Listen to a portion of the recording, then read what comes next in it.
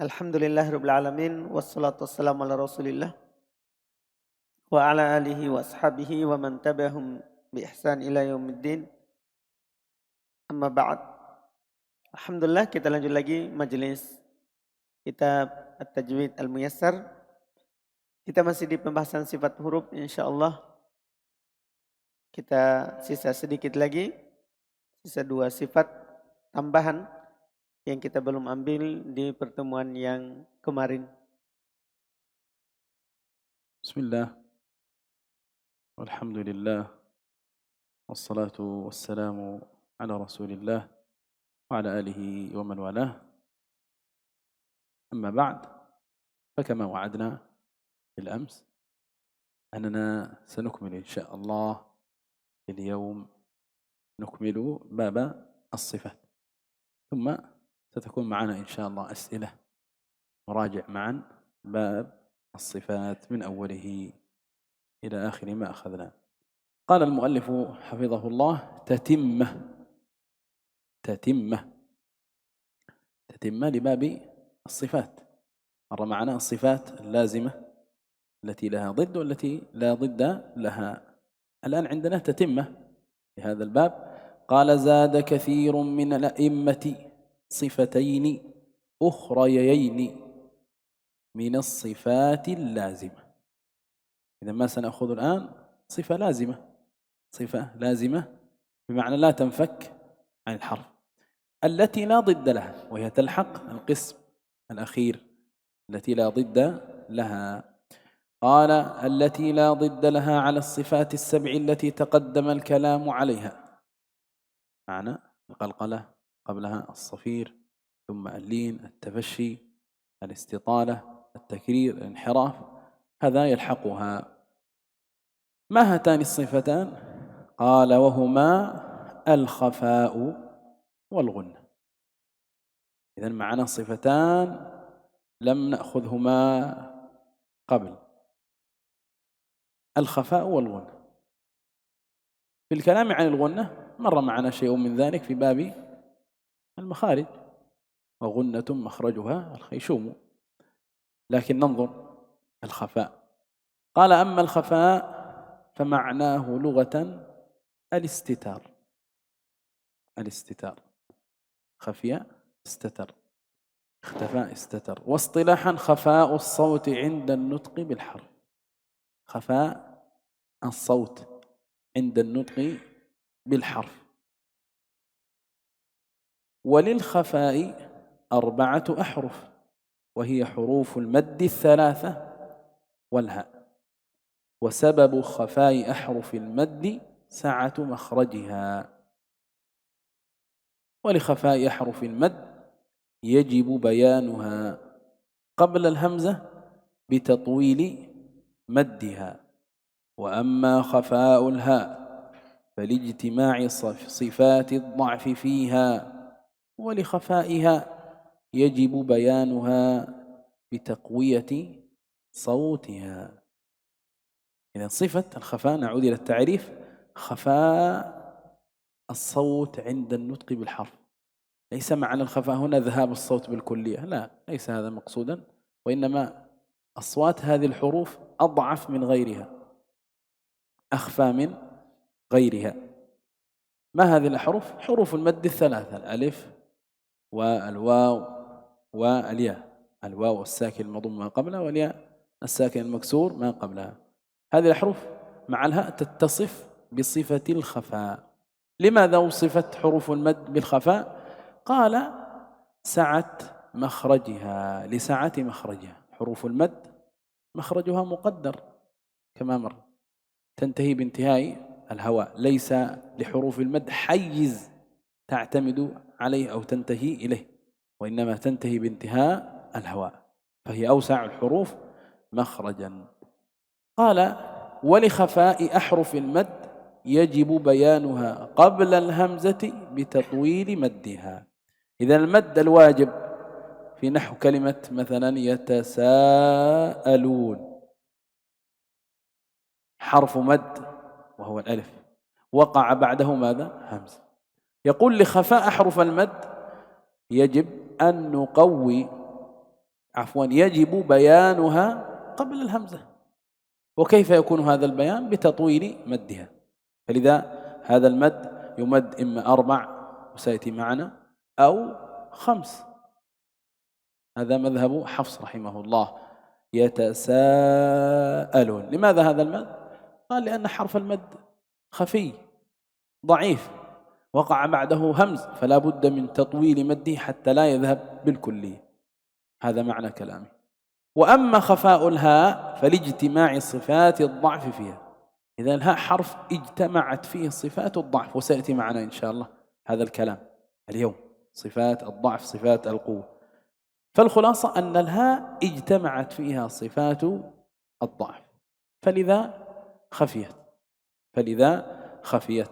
طيب كيف نتعامل مع خفاء الهاء؟ أحرف المد عرفنا كيف نتعامل مع خفائها، بتطويل مدها إن وليها همز.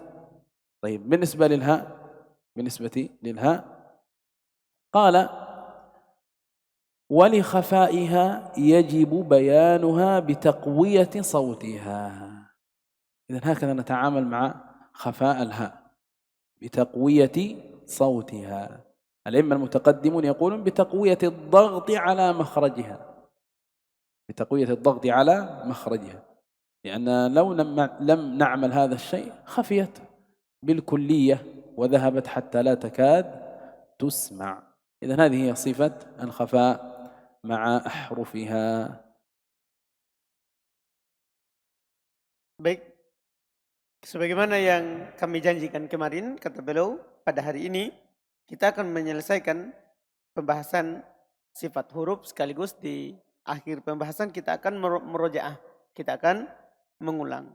Yaitu kata beliau tatimah, penyempurna dari pembahasan yang telah lewat. Kebanyakan dari para a'immah, para ulama, menambah 2 sifat yang lain dari sifat lazimah. Sifat lazimah yaitu sifat yang tidak akan pernah lepas dari huruf. Yang la diddalaha ala sifati sab' allati taqaddama al-kalam 'alaiha. Yaitu mereka menambahkan 2 sifat lagi di atas sifat yang tidak punya lawan. Di atas sifat yang tidak punya lawan, yaitu 7 sifat yang telah lewat. Yaitu sifat istitolah, tafashi, takrir, inhiraf, lin, qalqalah, dan as-safir. Ditambah dari 7 sifat itu 2 sifat yang lain lagi. Ya, termasuk sifat lazimah, sifat yang tidak akan pernah hilang dari huruf. Yang keduanya adalah al-khafa wal gunnah. Tambahan dari 7 sifat itu, dari 7 sifat itu adalah sifat al-khafa dan gunnah. Jadi nanti jumlahnya dengan tambahan ini berarti ada 9 sifat dari sifat yang tidak memiliki lawan. Iya, adapun al-khafa, sifat yang pertama yang ditambah adalah sifat al-khafa, maknahu al-istitar, yang tertutup. Iya, ini makna sifat al-khafa secara bahasa. Adapun secara istilah adalah khafa'us saut. Dia adalah tersembunyinya, tersamarkannya suara ketika mengucapkan huruf. Ya, tersamarkannya suara ketika mengucapkan huruf. Dan yang dimaksud dengan huruf ini maksudnya adalah 4 huruf. Karena sifat khafa ini adalah tempatnya 4 huruf dari huruf yang kita pelajari, yaitu huruf mat yang 3. Mat yang 3 maksudnya waw ketika sebelumnya di dhammah, ya ketika sebelumnya di kasroh, kemudian alif dan ha. Berarti semuanya ada 4 huruf yang memiliki sifat khafa. Ada 4 huruf yang memiliki sifat khafa. Sebabnya kenapa bisa dia sifatnya khafa, tertutup atau tersamarkan suara ketika mengucapkan 4 huruf ini, ya 4 huruf ini, beliau katakan adalah pada huruf mat, sebabnya adalah sa'atu makhrajiha, luasnya makhrajnya. Kita sudah lewat di pembahasan sebelumnya, kata Syekh tadi bahwa huruf mat itu makhrajnya muqaddar. Huruf mat itu apa? Makhrajnya apa? Muqaddar, bukan muhaqqaq. Tidak ada batasan tertentu dari tempat keluarnya makhraj huruf mat.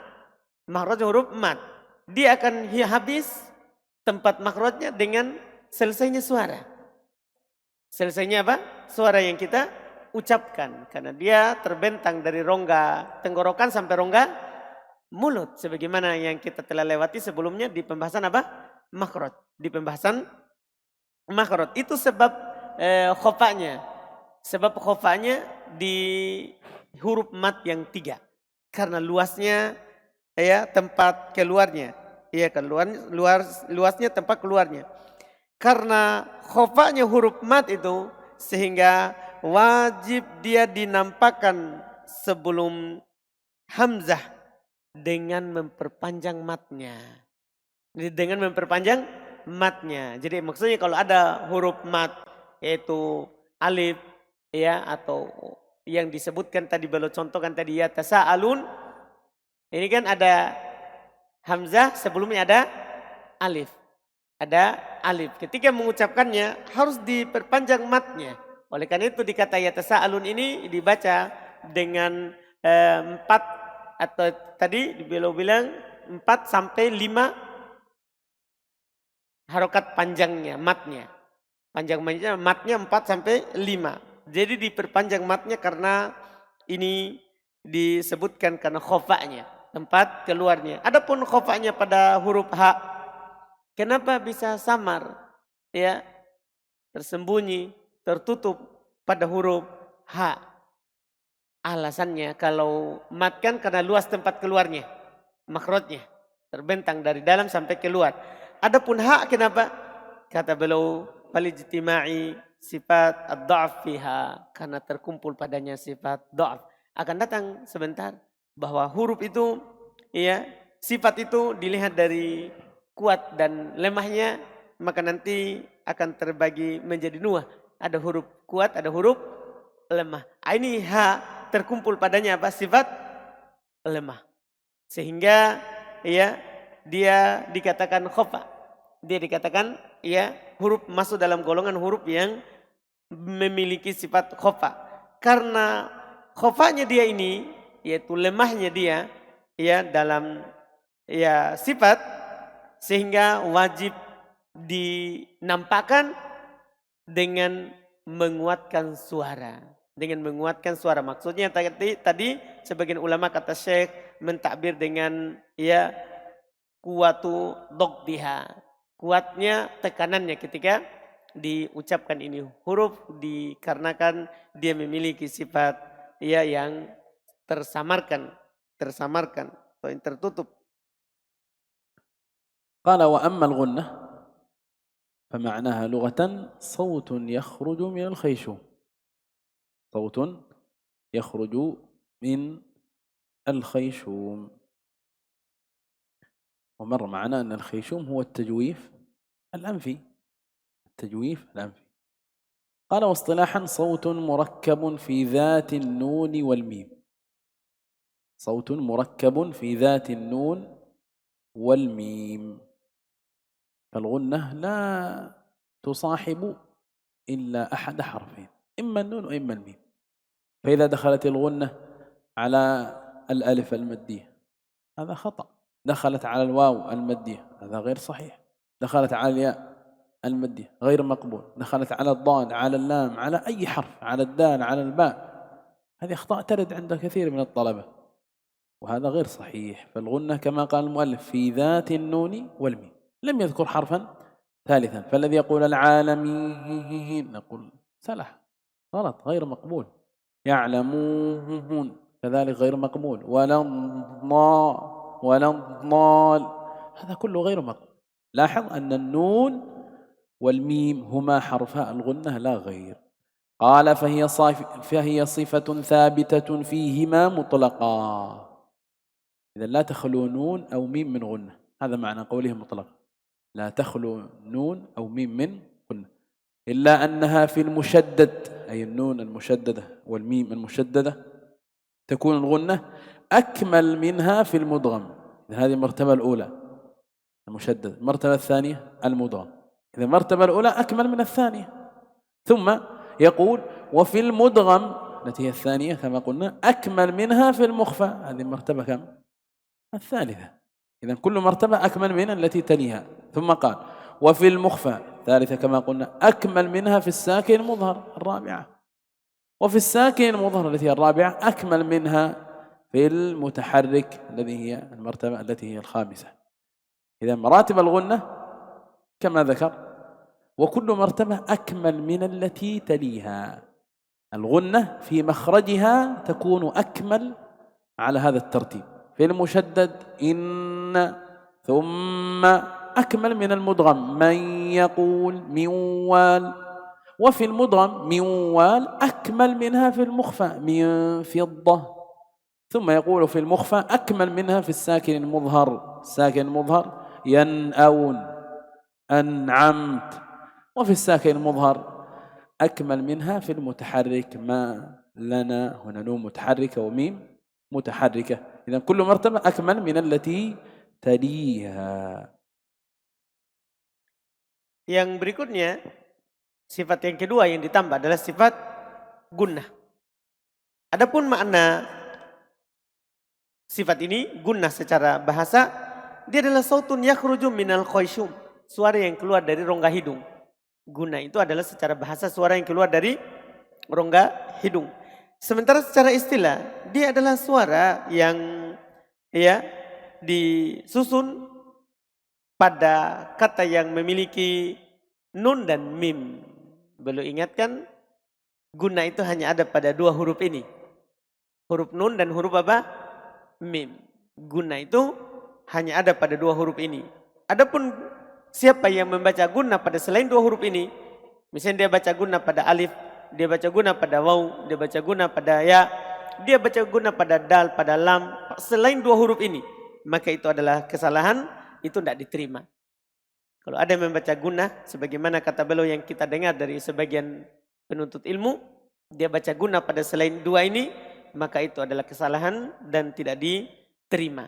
Karena gunnah itu hanya ada pada apa? Huruf, salah satu dari dua huruf kata Syekh, yaitu huruf nun dan huruf mim. Dia adalah sifat yang sabitah pada keduanya secara mutlak. Sifat yang ada selalu pada keduanya secara mutlak. Selalu ada. Ini sifat yang tidak akan pernah terpisah dengan nun dan mim. Sifat gunnah.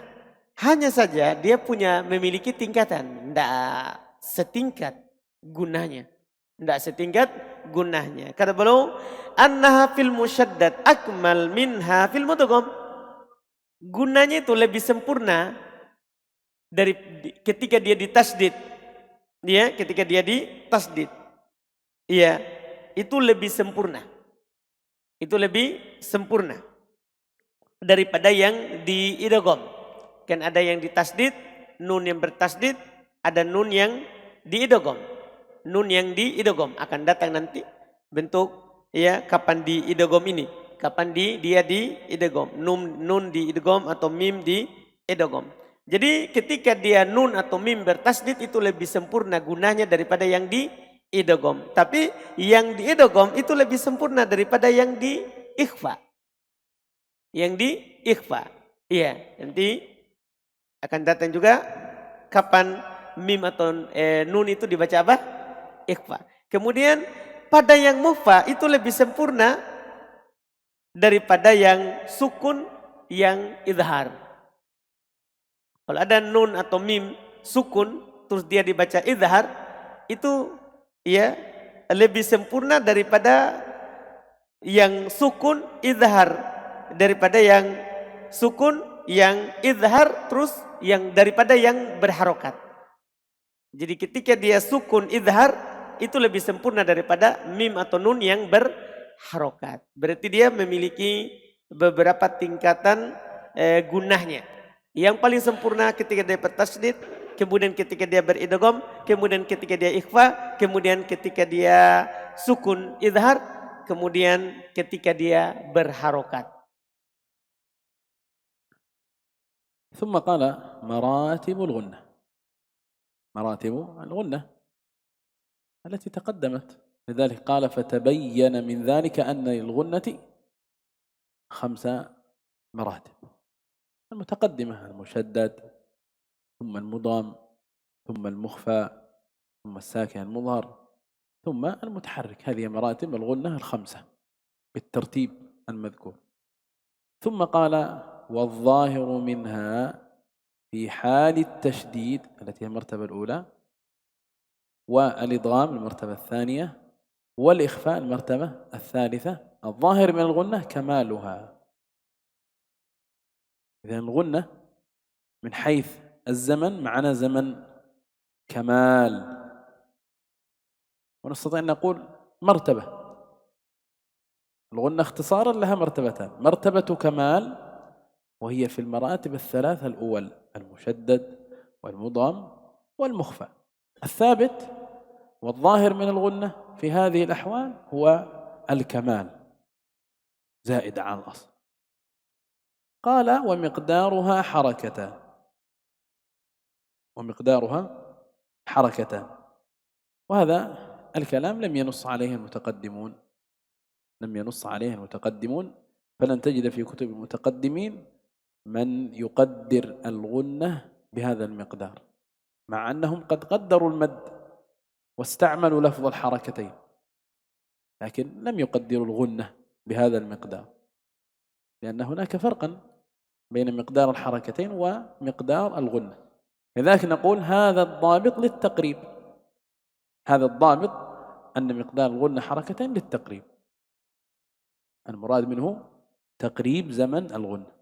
على كل، إذن الكمال في 3 مراتب: مشدد، مدغم، مخفى. ثم قال أما في الساكن المظهر والمتحرك اللتان هما المرتبتان الأخيرتان: الساكن المظهر والمتحرك. قال فالثابت فيهما أصلها فقط. إذا الغنة كما قلنا قبل قليل معنى كمال ومعنى إيش؟ أصل. كمال الغنة الذي هو المقدار الذي فيه طول، الذي قدره المعاصرون بمقدار الحركتين للتقريب، هذا في المشدد والمدغم والمخفى. وأصل مرتبة الأصل مقدار الأصل وهو في الساكن المظهر والمتحرك، الساكن المظهر والمتحرك. Kata beliau berikutnya tingkatan gunnah. Ini sebagaimana tadi yang telah lewat, tingkatan gunnah. Makanya beliau berkata fatabayyana min dzalika annal gunnah khams maratib. Maka jelas dengan tadi itu berarti tingkatan-tingkatan gunnah itu ada 5 tingkatan. Ada 5 tingkatan. Sebagaimana tadi ada yang bertasdid, ada yang beridgham, ya, ada yang ikhfa, ada yang sukun mudhar, dan ada yang berharokat. 5. Ya, diantaranya ketika bertasdid. Yang pertama ini, yang kedua ketika diidgham, yang ketiga ketika di ikhfa. Ketika dibaca ikhfa. Dan ini disebut dengan tingkatan kamal. Tingkatan kamal. Karena idgham itu secara umum nanti dia terbagi 2. Ada kamal, ada asl. Ada kamal, ada asal. Ini 3 ini disebut tingkatan idghamnya apa? Tingkatan kamal. Kadarnya antum tahan harokatan. 2 harokat.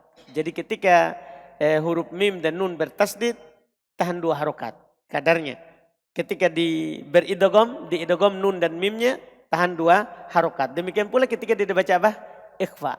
Ditahan 2 harokat. Cuman beliau katakan kalimat ini ditahan 2 harokat tidak disebutkan di kalamnya al-mutaqaddimin, di kalamnya ulama yang terdahulu. Ya, dan terkait dengan kadarnya dipanjangkan, dibentangkan 2 harokat ini ketika dibaca guna ini adalah hanya takrib, pendekatan. Adalah apa? Pendekatan. Adapun ketika dia disukun dhahir dan ketika dia berharokat, maka as-sabit pada yang ada pada keduanya adalah asalnya saja. Yaitu nun ketika dibaca sukun atau mim ketika dibaca sukun. Demikian pula huruf nun dan mim ketika berharokat asalnya tidak dipanjangkan, tidak dibentangkan. 2 harokat dia cuma dibaca di atas asalnya sifat dasar yang disebutkan.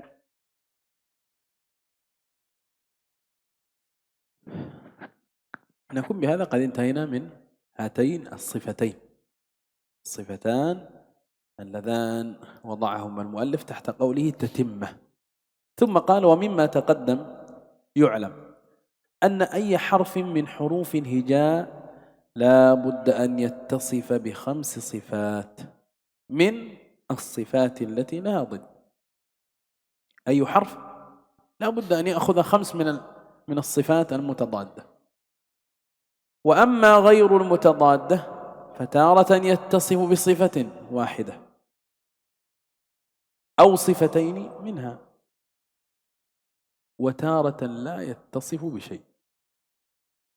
إذن بالنسبة للمتضادة لابد أن يأخذ منها 5، لأنه إما أن يكون في الرخاوة أو يكون في ضدها ولا بد، إما أن يكون في الهمس أو يكون في ضدها ولا بد.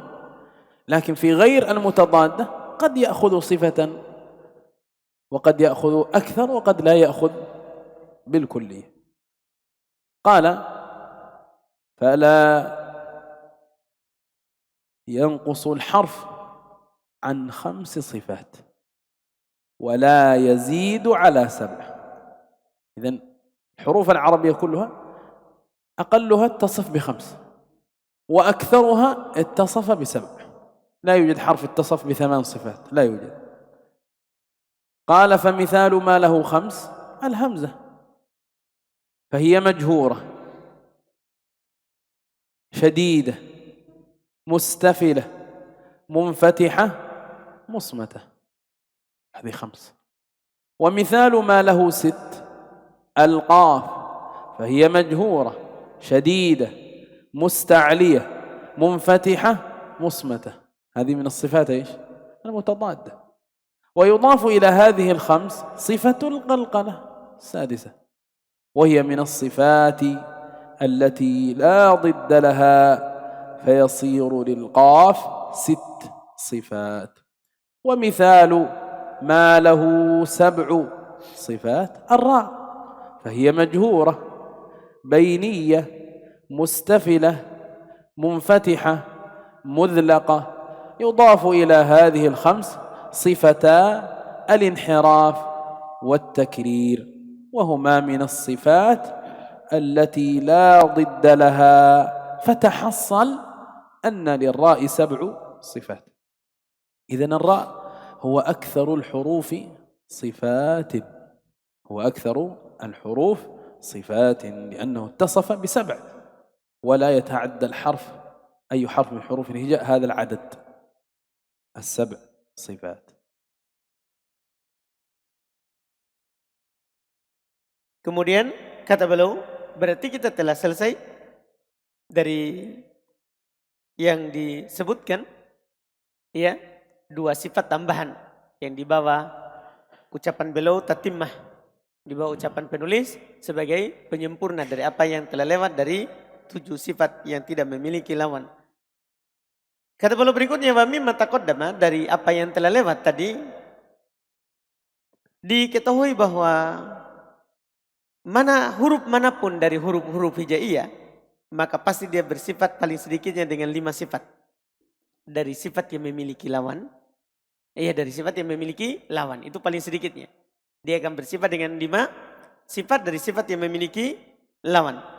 Adapun sifat yang tidak memiliki lawan, maka kadang dia bersifat dengannya dengan 1 sifat, atau kadang dia bersifat dengannya 2 sifat, bahkan kadang juga tidak bersifat dengan sedikit pun dari sifat yang tidak memiliki lawan.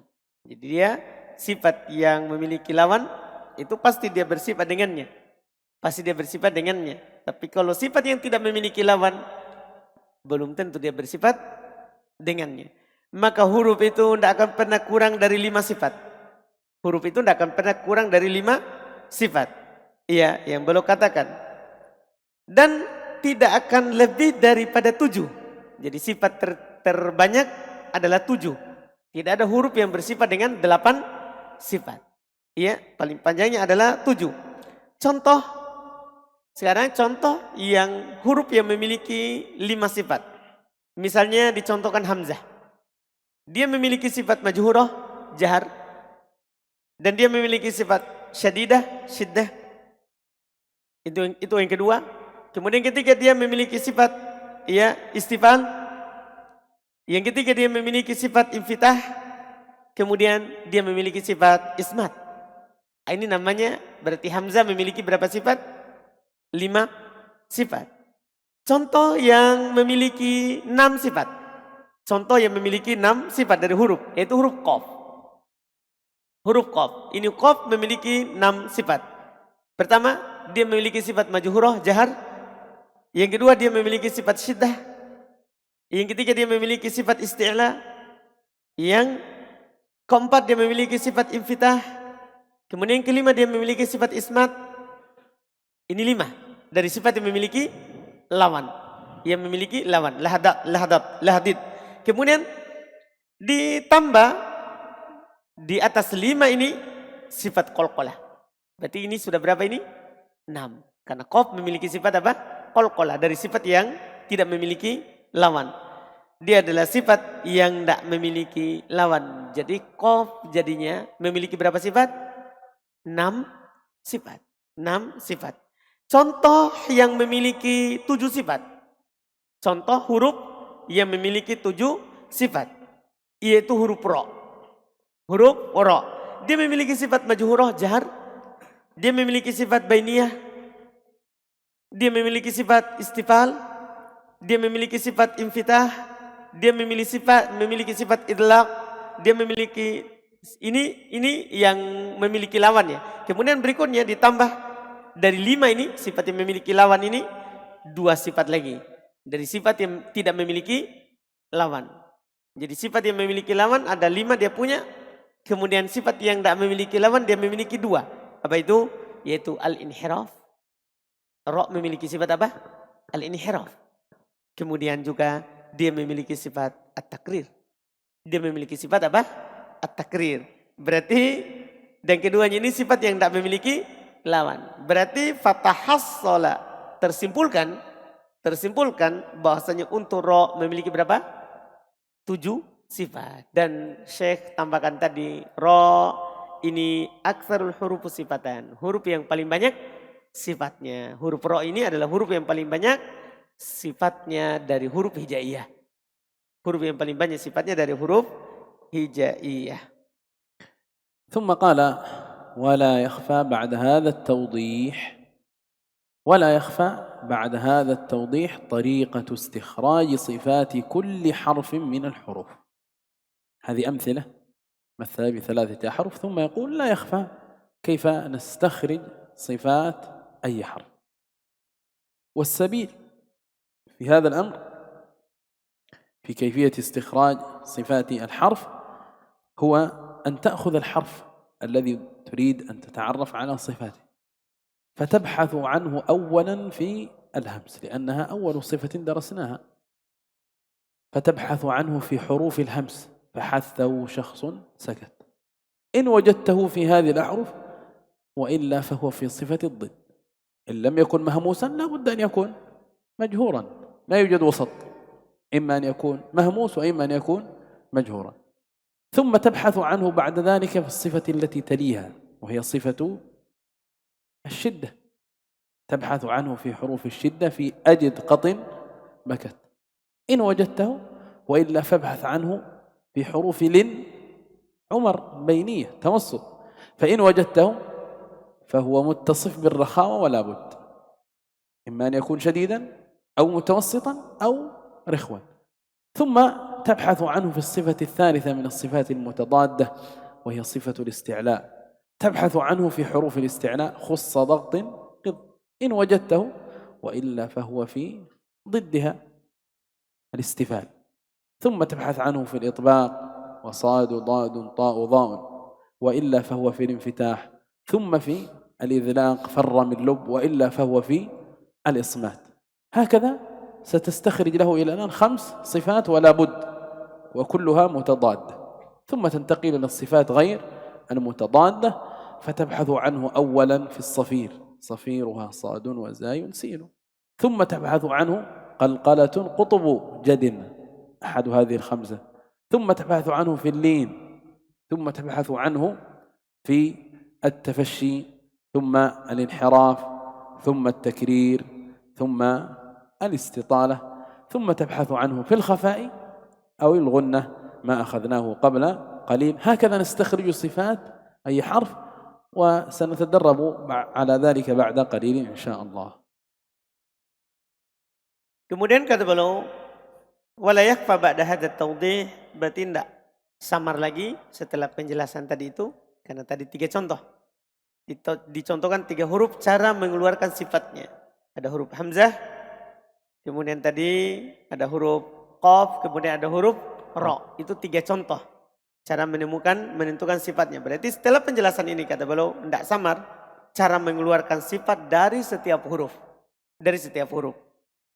Sabilnya, jalannya, caranya beliau contohkan tadi, antum datangkan huruf dari huruf hijaiyah, kemudian antum cari dulu di sifat yang memiliki lawan. Pertama datang dulu di sifat hams. Apakah dia masuk pada huruf fahathahu syakhsun sakat? Kalau tidak ada berarti nanti masuk di jahar, lawannya. Setelah itu antum ke syiddah. Iya, ke syiddah. Itu apakah dia masuk di huruf dari yang memiliki sifat syiddah, ajid kotin bakat?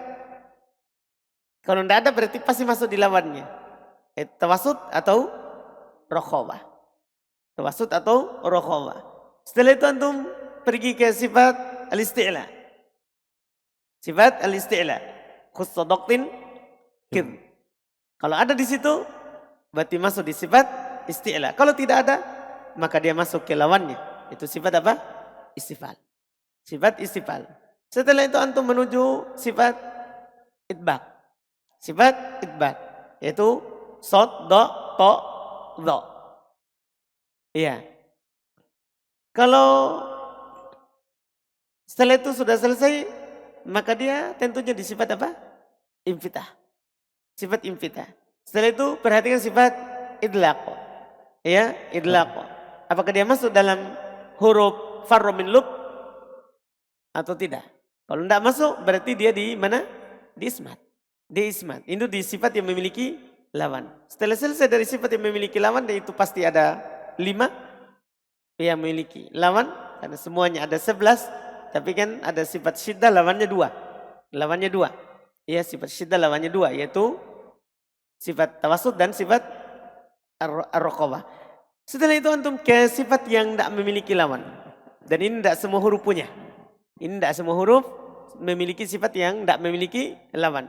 Itu antum pergi ke sofir, ya, cari huruf yang memiliki sifat as-sofir, yaitu 3 huruf, sod, sin, dan zai. Setelah itu antum pergi ke sifat qalqalah, ya, sifat qalqalah. Ini juga sudah disebutkan hurufnya, qutbu jadin. Setelah itu, kalau sudah selesai dari qalqalah, antum lihat dia memiliki sifat lin atau tidak. Kemudian sifat inhiraf, kemudian sifat takrir, kemudian sifat tafashi, kemudian sifat apa? Al-istitalah. Setelah itu antum pergi ke sifat khofa. Apakah dia masuk dalam sifat khofa? Kemudian sifat gunnah. Jadi periksa setiap antum datangkan satu huruf, ulang kembali sifat yang telah lewat dan kita akan latihan setelah ini insyaallah. قبل الشروع في الأسئلة نكمل هذا المبحث. قال أقسام الصفات من حيث القوة والضعف. ومر معنا الإشارة إلى هذا الكلام في الكلام عن فوائد ماذا؟ الصفات. مر معنا أن فوائد الصفات 3، منها معرفة القوي من الضعيف. بمعرفة الصفات نعرف الحرف هل هو قوي أو ضعيف أو بين ذلك، فهذا من فوائد الصفات. قال تنقسم الصفات قوة وضعفا إلى قسمين هما قوية وضعيفة، وسيأتي أن هناك توسط لا قوة ولا ضعف. فالضعيفة 6 صفات هي الهمس والرخاوة والاستفال والانفتاح واللين والخفاء. هذه صفات ماذا؟ ضعف، صفات ضعف. والقوية 11 صفة: الجهر والشدة والاستعلاء والإطلاق والصفير والقلقلة والانحراف والتكرير والتفشي والاستطالة والغنة. هذه الصفات قوة. ثم قال: وهناك 3 صفات لا توصف بقوة ولا بضعف، إذن هي صفات توسط. هذا القسم الثالث، وهي البينية والإذلاق والإصمات. هذه الصفات توسط لا قوية ولا ضعيفة. هذا الكلام كيف نحفظه؟ بحفظ هذين البيتين. تريد أن تحفظ هذا الكلام؟ احفظ هذين البيتين. قال الإمام السمنودي في لآلئ البيان: ضعيفها همس ورخو وخفاء لين انفتاح واستفال عرفا. هذه صفات الضعف. ضعيفها همس ورخو رخاوة، وخفاء الخفاء، لين اللين، انفتاح الانفتاح، واستفال الاستفال عرفا. ثم قال: وما سواها أي سوى ما تقدم وصفه بالقوة. ما سوى ما تقدم صفات قوة، واستثنى للذلق والإصمات والبينية، فهي صفات توسط كما قلنا. إذن صفات الضعف 6، ما سوى هذه الصفات قوة، إلا 3 صفات هي صفات توسط. Kemudian sebelum kita masuk latihan melihat sifat-sifat setiap huruf, kita baca dulu ini pembahasan terakhir, yaitu aqsamus sifat min haitsul quwwa wad dha'f. Pembagian sifat dilihat dari kuat dan lemahnya. Sifat dilihat dari kuat dan lemahnya terbagi menjadi 2. Ada sifat huruf yang qawiyah dan ada huruf yang sifatnya apa? Dha'ifah. Sifat yang dari sifat-sifat yang telah lewat dari sifat huruf yang dhaif ada 6. Dari sifat-sifat yang telah lewat kita bahas itu dia terbagi 2. Ada sifat lemah, ini ada 6 sifat. Itu al-hams, rakhawah, istifal, infitah, lin, khafa. Ini digolongkan dalam sifat apa? Ad-dha'ifah. Digolongkan dalam sifat ad-dha'ifah. Sementara yang qawiyah, huruf yang memiliki sifat kuat, itu ada 11. Jadi lebih banyak daripada yang lemah. Lebih banyak. Ya, ada 11. Yaitu al-jahr, syiddah, isti'la, litbaq, safir, qalqalah, inhiraf, takrir, tafashi, istitalah, gunnah. Ini 11 sifat quwwah. Dan ini mengetahui sifat kuat dan sifat lemah ini termasuk dalam faedah membahas sifat huruf. Dan di sana kata beliau ada 3 sifat yang tidak dikatakan dia kuat, tidak pula dikatakan apa? Lemah. Itu at-tawassut, pertengahan. Ada huruf, ada sifat yang memiliki sifat apa? Pertengahan, tidak kuat, tidak pula apa? Lemah. Apa itu? Yaitu al-bainiyah, antara rakhawah dan syiddah. Al-bainiyah, kemudian al-idlaq, kemudian ismat. Kemudian ismat. 3 sifat ini tidak dikatakan kuat, tidak dikatakan apa? Lemah. Tidak dikatakan kuat, tidak dikatakan lemah. Bagaimana cara menghafal ini? Tadi ada 6 sifat dhaif, kemudian ada 11 sifat kuat, kemudian antara kuat dan lemah ada 3. Gimana cara menghafalnya? Katanya antum hafal ini bait. Antum hafal ini 2 bait syair ini yang dikatakan oleh al-Imam As-Samannudi rahimahullahu taala dalam La'ali ya al-Bayan. Beliau katakan dha'ifuha hamsun wa rikhwun wa khafa. Yang dhaifnya dari sifat huruf ada sifat hams, rikhwah dan khafa. Linu, infitah, ada sifat al-lin, sifat infitah, ada istifal, urifa. Itu dikenal dengan sifat apa? lemah. Wa masibaha, dan selain dari nam itu, selain dari sifat hamsun, rikhwah, khofa, lin, infita, istifal, selain nam itu, maka wasfuhu bil quwah, sifatnya kuat. Itu 11. Iya. Tapi dikecualikan ladzal qa, bukan sifat idlaq kok. Karena sifat idlaq masuk di mana tadi? Di tawassut, tidak kuat, tidak lemah. Tidak pula isma, tidak pula apa? Al-bainiyah. Tidak pula al-bainiyah. 3 yang dikecualikan. 3 yang dikecualikan. ثم قال واعلم أن الحرف، إذا الآن سنتحدث عن الحرف من هذه الحيثية، هل هو قوي أو ضعيف، أقوى أضعف متوسط. تحدثنا عن الصفات من حيث هذا التقسيم ولا نتحدث عن الحرف. قال واعلم أن الحرف إذا كانت صفات القوة فيه أكثر من صفات الضعف كان قويا. إذا ننظر صفات أحد الحروف، الهمزة مثلا متصف ب5 صفات. صفات القوة من الهمزة ما هي؟ شدة قوة، الجهر كذلك قوة، إذن صفتان قويتان. أما الاستفال والانفتاح والإصمات، استفال والانفتاح ضعف، والاستفاء والإصمات توسط. إذا الهمز ليس حرفا قويا، بمعنى لم يغلب عليه صفات ايش؟ القوة، توسط. قال كالراء مثلا، مثل بالراء، فالراء غالب صفاته صفات قوة، إذن هو حرف قوي. وإذا كانت صفاته كلها قوية كان أقوى، وأقوى الحروف كلها الطاء، لا يوجد غيره اجتمعت فيه صفات القوة، هو حرف وحيد، الطاء الحرف الوحيد الذي اجتمعت فيه صفات القوة. وإذا كانت صفات الضعف فيه أكثر كان ضعيفا. نظرنا إلى صفاته وجدنا أن الأكثر منها ضعيف، كالزاي، الزاي أكثر صفاته صفات ماذا؟ ضعف، فهو حرف ضعيف. وإذا كانت صفاته كلها ضعيفة كان أضعف. وأضعف الحروف الثاء والحاء والفاء والهاء، وأحرف المد الثلاث. إذن الثاء صفاته كلها ضعيفة، والحاء والفاء والهاء. ثم ختم بقوله وإذا كانت صفات القوة فيه متساوية مع صفات الضعف كان متوسطا كاللام مثلا.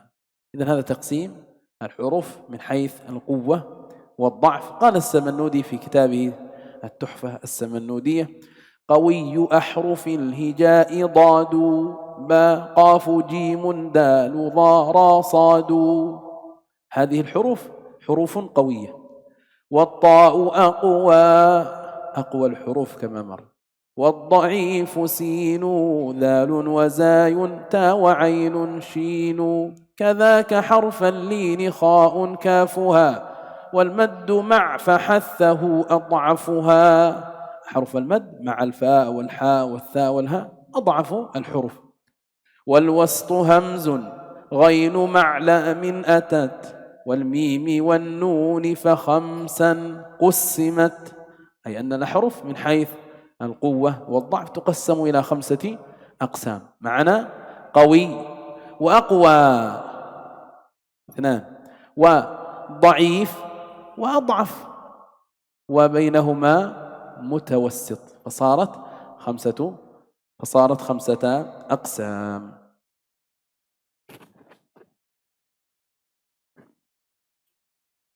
Baik, berikutnya beliau sebutkan, ketahuilah bahwasanya huruf itu, ini sekarang kita berbicara tentang huruf. Huruf itu ketika sifat kuatnya lebih banyak daripada sifat dhaif, kan nanti ada huruf di dalamnya terkumpul beberapa sifat. Ketika di dalamnya lebih banyak sifat kuatnya daripada sifat dhaifnya, maka dia adalah huruf yang kuat. Huruf yang kuat. Beliau contohkan tadi, ya. Misalnya hamzah, ada sifat jahar, ada sifat syiddah. Ini sifat kuat. Dia juga memiliki sifat apa? istifal dan infitah, kemudian ismat.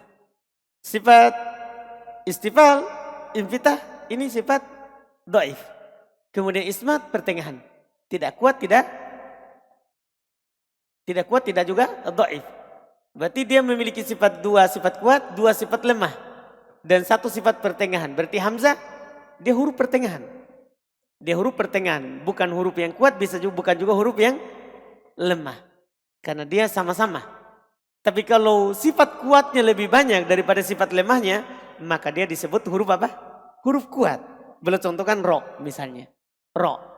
Iya, dia lebih banyak sifat kuatnya daripada sifat apa? Lemahnya. Maka kita katakan apa?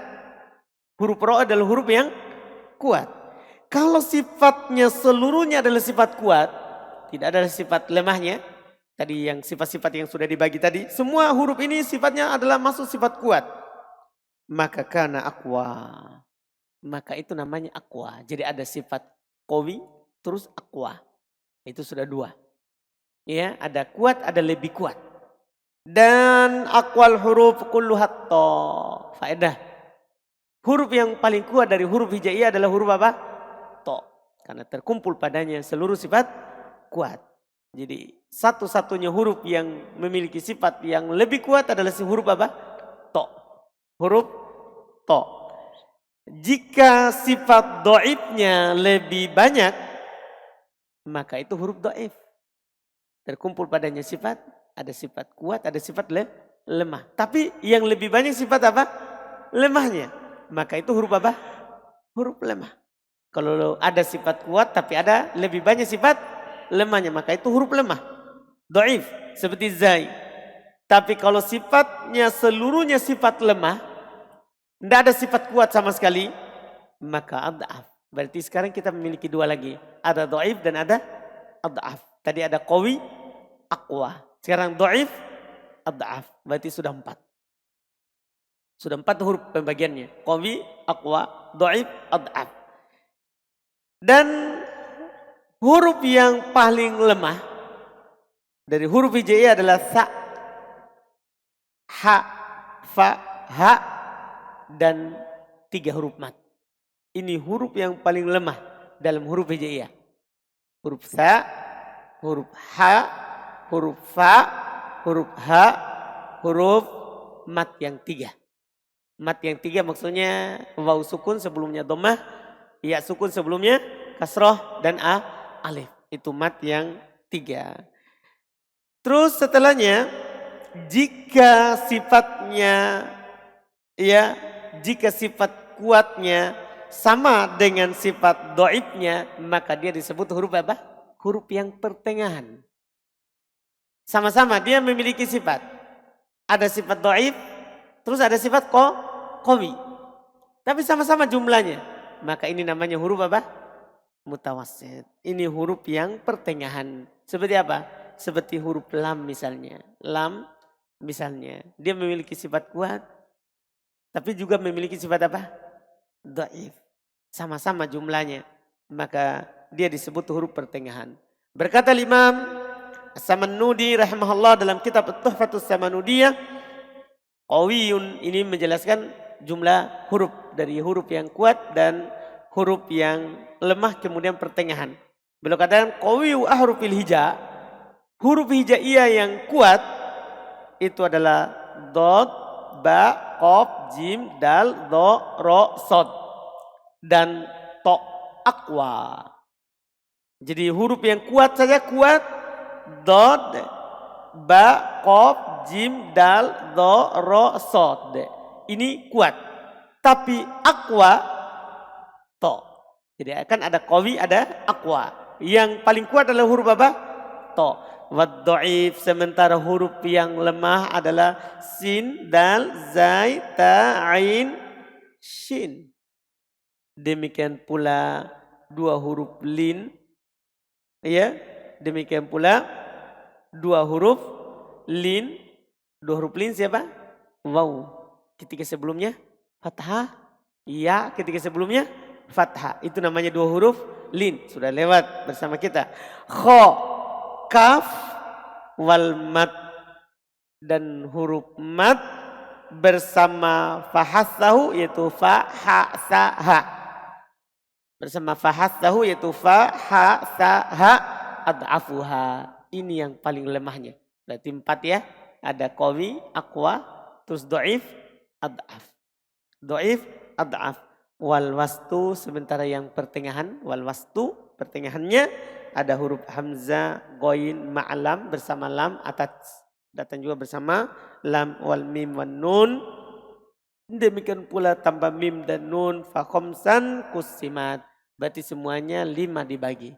5 dibagi. Dibagi menjadi 5 huruf itu. Ada qawi, aqwa, dhaif, ad'af, tawassut. ada tawassut. ثم ذكر المؤلف جدول يبين فيه صفات الحروف.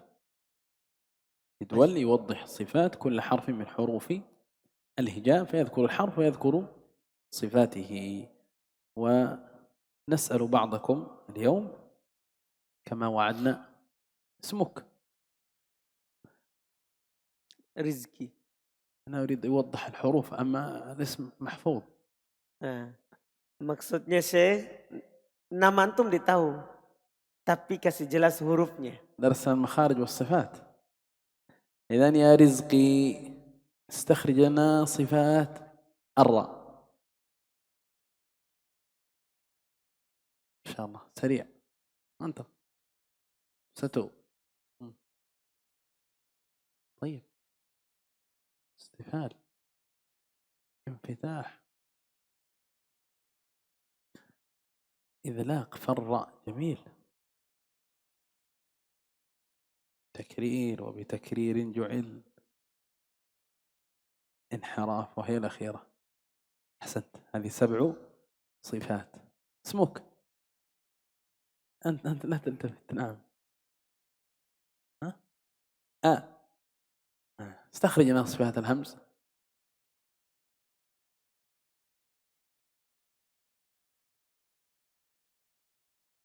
همس ما في همزة محموسة. تكون سبحان. همز حرف مجهور. 1 ستوها أو ساتو. سريعة.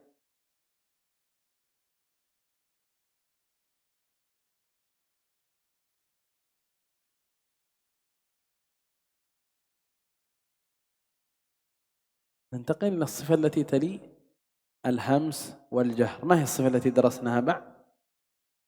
الرخاوة والشدة والبينية. فالهمز لماذا يتصف من هذه الصفات؟ أجد قطن بكتة، إذن حرف شديد. دوا ستو دوا. أجد دقة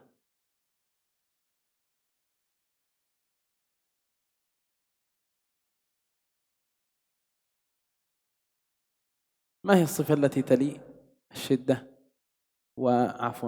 والرخاوة والبينية؟ صفة ماذا؟ استعلاء ولا؟ أخذ الاستعلاء والاستفال. فالهمزة تتصف بالاستعلاء والاستفال. الاستفال. ستو دوا دقة أنبت. الانفتاح ما شاء الله. كلمة واختم بها. الإصمات. أنت ما شاء الله ما شاء الله. ذاك تفضل. لا تلتفت. عبد الله. استخرج لنا. سنغالطك. أنت حضرت يمكن صفات العين. الباء. من ذاك الولد هذا كده. الباء. اسمه عبد الله. اسمك namanya Muhammad Ali. إذا استخرج صفات الميم. ميم karena Muhammad huruf pertama dari nama.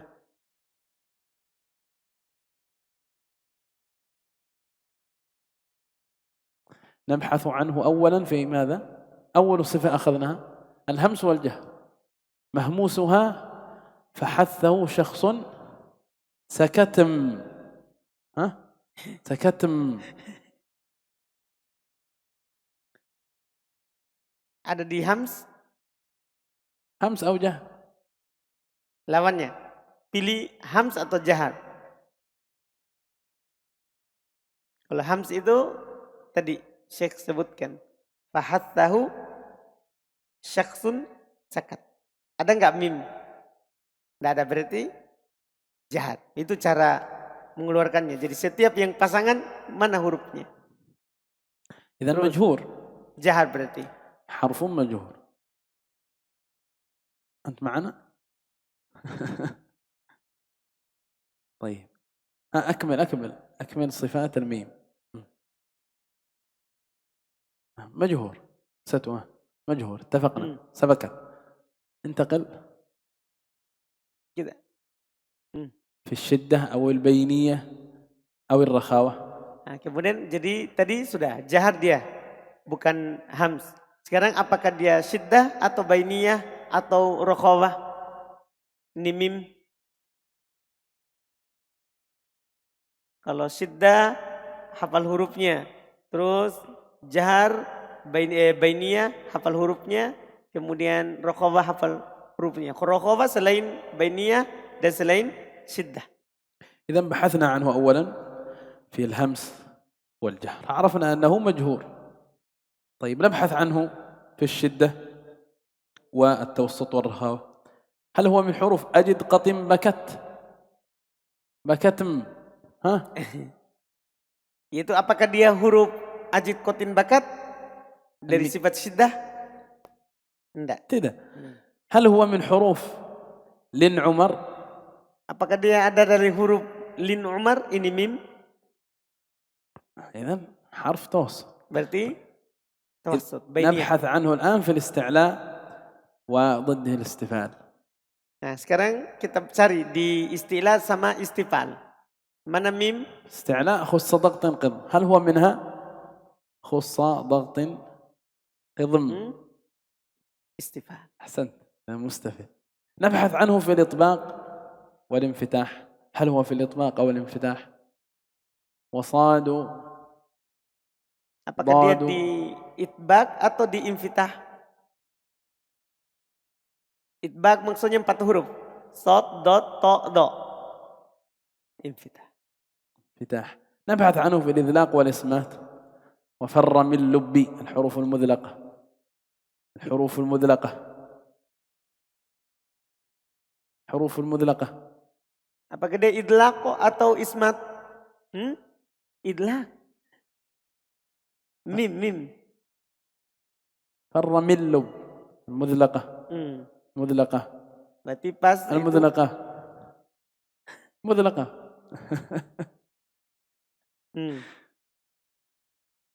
مذلقة ولا؟ مذلقة. 5 صفات لحرف الميم. طيب نختم بواحد أيضا. Kita tutup dengan satu. من يحب يشارك يرفع يده. Siapa yang mau angkat tangan? ما شاء الله. اسمك؟ Firman. نختار الفاء. huruf fa.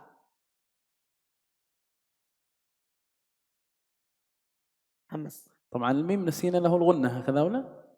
الغنة. أيوة. الغنة أيضا من الصفات التي لا ضد لها. جميل. إذن الفاء حرف ماذا؟ همس. مهموس. جميل. منطق. دواء في الشدة أو التوسط أو الرخاوة. Pakai dia syiddah, tawassut atau rokhawah? Pak. أجد قطن بكتف. Tidak ada. Syiddah itu hurufnya ajid kotin bakat. A, ja, jim, dal, kof, to, rokhawah. أحسنت. منطق. دقيقة. هل هو في الاستعلاء أو الاستفال؟ Apakah dia istilah atau istifal? الاستعلاء خص ضغط قذف. استفال. إذن الاستفال. جميل. هل هو في الإطباق أو الانفتاح؟ Apa itbaq atau infitah? Itbaq 4 huruf. Sod, do, to, do.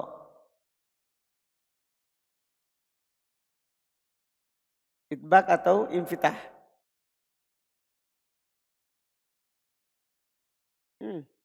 وصاد ضاد ضاء طاء فاء مطبقة. Terpaksa ditambah syairnya sama Syekh. Karena hanya ada 4. Kita tambah fa, berarti 5. حروف الإطباق 4. Huruf itbaq ada 4 saja. لكن عندك صارت 5. Berarti menurut antum berarti jadi 5. Ini tambahan min ulama tajwid Indonesia. إذن حرف ماذا؟ منفتح. Nah, dia huruf infitah. ما دام أنه ليس مطبق لابد أن يكون في ضده. يعني الصفات هذه المتضادة مثل الليل والنهار. إن لم يكن ليل لابد أن يكون إيش؟ نهار. ما في شيء وسط، إما ليل وإما نهار، لابد. أخيرا مذلق أو مصمت؟ الفاء. Dia idlaq atau ismat? وفر من لبي، وفر من لبي، المذلقة. Sifat idlaq itu farro min lubbin. Ada nggak huruf fa? Berarti dia apa sifatnya? Idlaq. Baik. يعني ابحث عن الحرف في الجمل التي قد حفظناها. نحن حفظنا جمل أو لا؟ ركز. حفظنا في الهمس قوله فحثه شخص، أكمل، سكت. هذه حروف إيش؟ الهمس. انتهينا من هذا القسم الأول.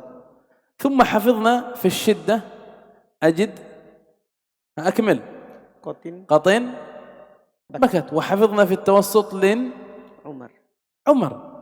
انتهينا من الصفة الثانية. الصفة الثالثة حفظنا في الاستعلاء خص ضغط قض. نعم، انتهينا من الصفة الثالثة. الإطباق والانفتاح حفظنا إيش؟ وصاد ضاد طاء ضاء مطبقة، هكذا قال ابن الجزري. وفي الإذلاق ماذا حفظنا؟ فر من لب. ابحث عن الحرف في هذه الجمل. سألتك عن الفاء، ابحث عنه في فحثته شخص سكت، وجدناه أول هذه الحروف، إذن حرف مهموس. طيب، انتقلنا إلى الشدة والتوسط والرخاوة. نبحث عنه في أجد قط بكت. هل الفاء هنا موجود؟ غير موجود. نبحث عنه في لن عمر، كذلك غير موجود. إذن موجود في الرخاوة ولا بد، كما قلنا ليل أو نهار. إن لم يوجد في الشدة ولا التوسط لا بد أن يتصف بالرخاوة. طيب، في الاستعلاء والاستفهام نبحث عنه في خص ضغط قض. هل الفاء هنا موجودة؟ غير موجودة، إذن هو مستفل. نبحث عنه وصاد ضاد طاء ضاء، نجد أن الفاء غير موجودة، إذن منفتح. ثم نبحث عن الفاء في فر من لب، وجدناه في أول هذه الأحرف، إذن هو حرف مذلق. هكذا تبحث عن الحرف في الصفات المتضادة. احفظ هذه الجمل، لا بد أن تحفظها كما تحفظ اسمك، تحفظها كما تحفظ اسمك. ثم تبحث عنه في الصفات غير المتضادة. لن تجد الفاء اتصف بصفة منها، ليس من حروف الصفير ولا القلقلة ولا اللين ولا الانحراف ولا التكرير ولا التفشي ولا الاستطالة، فهو متصف ب5 صفات كلها صفات ضعف. إذن هذه أمثلة لما سيكون إن شاء الله في مجلس الغد.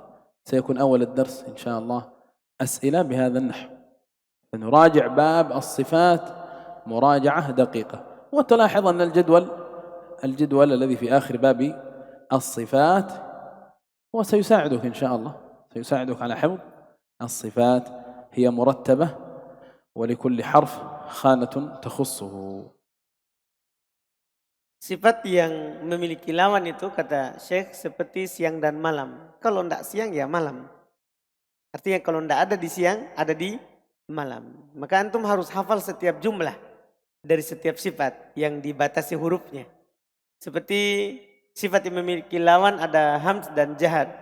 Ya antum hafal di jumlah yang ada pada sifat al-hams. Ya, fahathahu syakhsun sakat. Hafal di situ. Karena selain itu berarti apa? Jahar.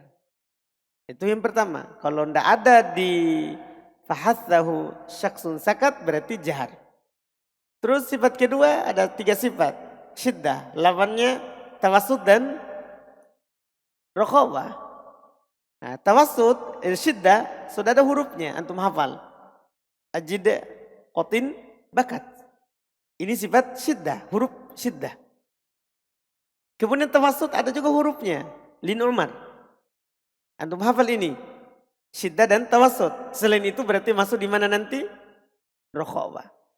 Kemudian ketiga ada isti'la dan istifal.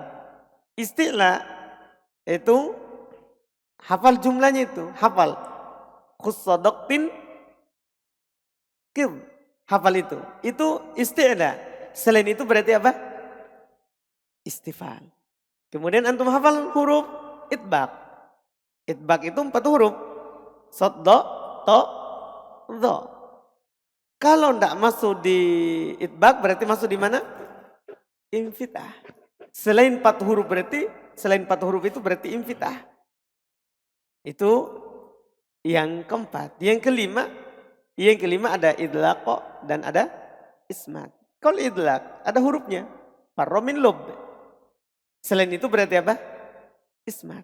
Selain itu ismat. Setelah itu baru antum tambah dari sifat yang tidak memiliki lawan. Periksa apakah dia dari, kalau ini tidak perlu dipasangkan.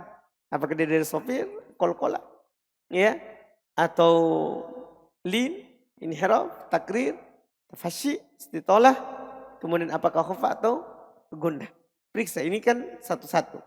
Ini satu-satu. Di antara yang membantu antum ada di situ, di ujung kitab, itu dibahas hurufnya secara tersendiri oleh penulis itu.